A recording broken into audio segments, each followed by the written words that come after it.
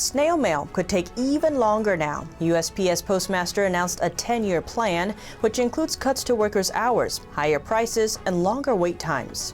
14 states are suing the Biden administration over its decision to halt oil and gas leasing on federal lands and waters. Mexico says they haven't come to an agreement with the U.S. on what to do about the migrant surge yet. Talks started yesterday, and the discussion is expected to continue. This comes as the Pentagon is being asked to temporarily house unaccompanied minors at 2 Texas military facilities. Tune into Deep Dive as we explore these topics and more. Hello and welcome. This is Deep Dive and I'm Tiffany Meier. There's been calls that stimulus checks take a while to arrive, and snail mail could be even slower. That's because the USPS Postmaster General Louis DeJoy laid out a new 10-year plan on Tuesday. It includes longer delivery times, cuts to post officer hours, and higher prices. New energy-friendly delivery vehicles are also part of the plan. DeJoy has been feeling the heat since changes he made over the summer slowed down the mail delivery system. Congress even questioned him over claims he purposefully slowed down the mail system to impact mail-in ballots during the presidential election. There are growing calls for his removal. President Biden has nominated 3 people to the USPS Board of Governors, the group that would fire DeJoy. Back in February, DeJoy apologized for the slow mail delivery, calling it, quote, unacceptable. So why these changes? DeJoy said back in a March 11 testimony, the Postal Service is losing money. He says the USPS is facing a $160 billion debt over the next 10 years, noting USPS lost $9.2 billion in 2020 alone amid the pandemic. He warns at this rate, the USPS will need the government to bail the system out. With the new changes, the USPS hopes to break even by 2023. DeJoy says another way the USPS aims to save money is by axing pre-funded retiree health benefits mandate by combining the requirement with Medicare. Are there any upsides? The new USPS Connect platform will aim to streamline the tracking process for customers. Now, let's turn to the issue of gas and oil. 14 state attorneys general are suing the Biden administration over its decision to halt gas and oil leasing on federal lands and water. Louisiana's Attorney General spearheaded a group of 13 states in filing a suit on Wednesday. Wyoming filed its own lawsuit separately.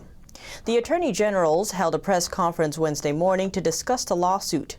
They are suing the Biden administration over a memo from January.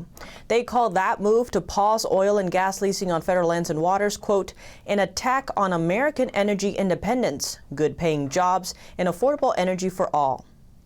Louisiana's Attorney General Jeff Landry says by executive fiat, Joe Biden and his administration have single-handedly driven the price of energy up, costing the American people where it hurts most, in their pocketbooks. He went on to say Biden's executive orders abandon middle-class jobs at a time when America needs them most and put our energy security in the hands of foreign countries, many of whom despise America's greatness. He went on to point out the price of gas has gone up. Alabama, Alaska, Arkansas, Georgia, Mississippi, Missouri, Montana, Nebraska, Oklahoma, Texas, Utah, and West Virginia joined Louisiana in the lawsuit. The lawsuit states, quote, the Outer Continental Shelf Lands Act and Mineral Leasing Act set out specific statutory duties requiring executive agencies to further the expeditious and safe development of the abundant energy. In compliance with those statutes, the Department of the Interior has for decades issued leases for the development of oil and natural gas on public lands and offshore waters. The Republican attorney generals are filing to overturn Biden's memo from January 27th. That's when Biden signed executive orders on climate change. Days after signing the sweeping measures in January, Biden and his administration already faced a lawsuit. Texas Governor Greg Abbott called for all state agencies to sue the Biden administration for any federal actions that threaten the Lone Star State's energy sector. Abbott vowed to oppose what he called the Biden administration's bid to destroy jobs with its volley of actions targeting the oil and gas industry.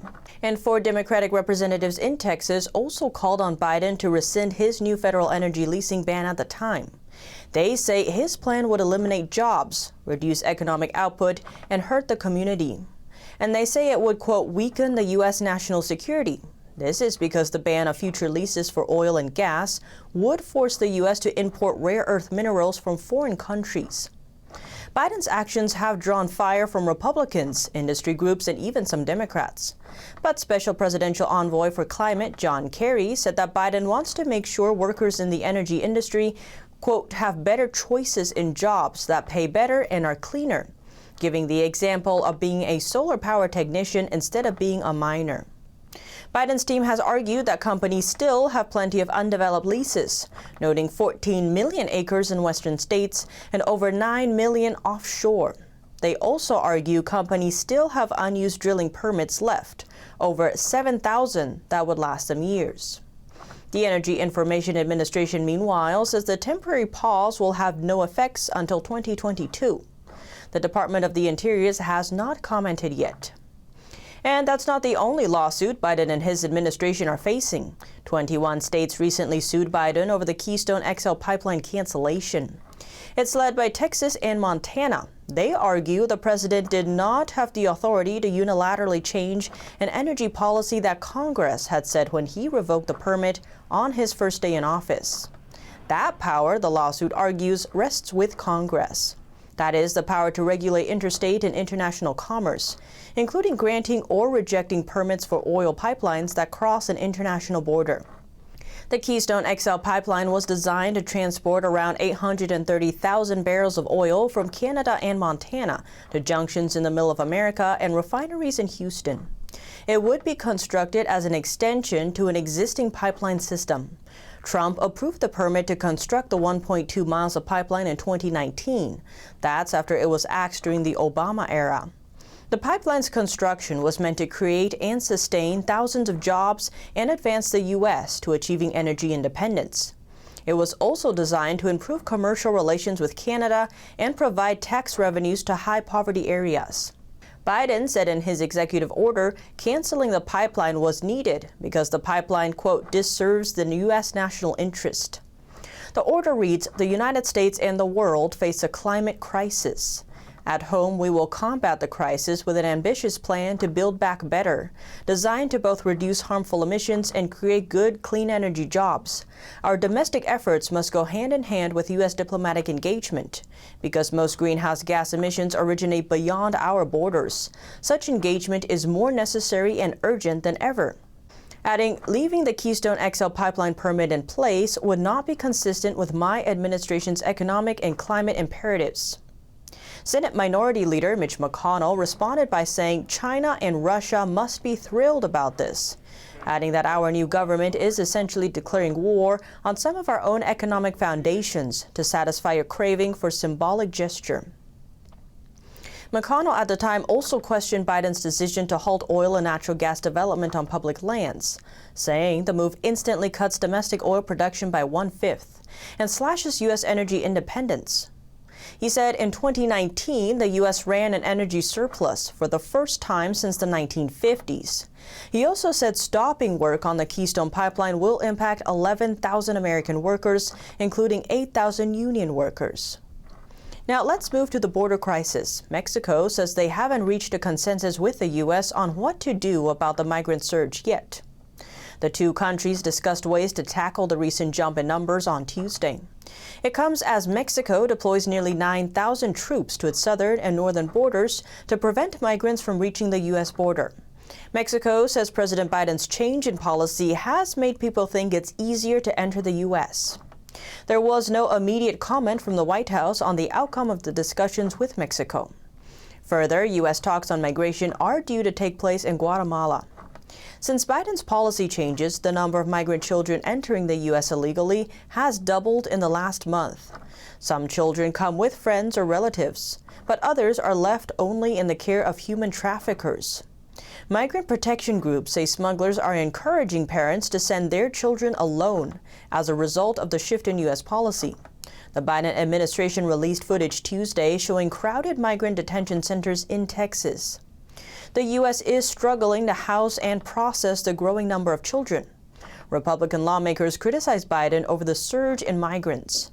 Senator Rick Scott says Biden is leaving other people to deal with the problem he created. Get down there and solve the problem. He says Biden needs to get down to the border and solve the problem. And 14 Republican lawmakers are demanding an explanation over what they call troubling reports. Homeland Security is allegedly releasing illegal immigrants into the United States with no court dates. One way to deal with the growing numbers is by converting convention centers. The Biden administration requested help from the city of San Diego to use a convention center as an immigration shelter. This comes after a surge in unaccompanied minors who have been crossing into the U.S. from Mexico. The officials agreed over the weekend to operate the San Diego Convention Center as a temporary shelter. A joint statement from the San Diego Mayor and Board of Supervisors says they will work together to provide the children with a safe space before they are reunited with their families. Minors will be provided with food, medical care, a place to sleep, and showers. There are no details as to how many children would be held, when they would start arriving, or which part of the border they would be coming from. City officials say the site can be used for as long as 3 months, with each minor staying there around 30 days. The children will be as old as 17. The announcement follows leaked photos from a migrant holding facility in Texas, more evidence of the surge of minors and the efforts to manage the influx. And the Pentagon says the Department of Health and Human Services is asking for help. Pentagon spokesman John Kirby told reporters during a press briefing on Tuesday they are being asked to temporarily house unaccompanied minors at 2 Texas military facilities. He says, quote, "We have just received this request, so I don't have much more detail than that. We'll analyze it and evaluate it just like we would any other request for assistance, and we will keep you posted as we know more." Kirby notes that such a request is not out of the norm. He says the department had previously supported similar requests in 2012 and 2017. This comes as Homeland Security head Alejandro Mayorkas acknowledged last week that the U.S. is on pace to encounter more individuals on the southwest border than we have in the last 20 years. And as issues in the country seem to polarize the nation, let's take a moment and see what George Washington said about patriotism in his farewell address from 1796. He said, quote, "The name of American, which belongs to you in your national capacity, must always exalt the just pride of patriotism, more than any appellation derived from local discriminations. With slight shades of difference, you have the same religion, manners, habits, and political principles. You have in a common cause fought and triumphed together. The independence and liberty you possess are the work of joint councils and joint efforts, of common dangers, sufferings, and successes." But what do you think? Let me know below. Thanks for tuning in to Deep Dive. I'm Tiffany Meier, and see you soon.